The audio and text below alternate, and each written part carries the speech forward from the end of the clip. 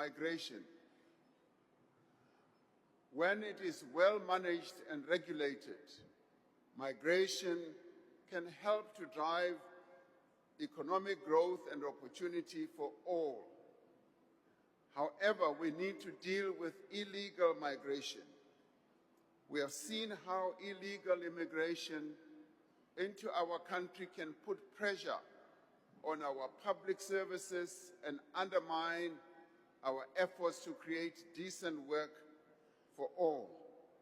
As announced in the State of the Nation address, government is taking decisive action to address this challenge.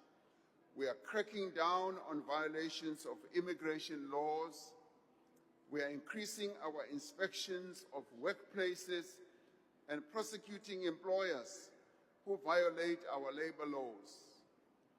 We are strengthening, Madam Speaker, we are strengthening border security, stamping out corruption in the immigration system, and closing the loopholes in fragmented immigration laws. We must be clear, however, every person in South Africa, whether they are citizens or foreign nationals, must respect our laws. They must also respect the rights of every person in our country, and our laws must be upheld.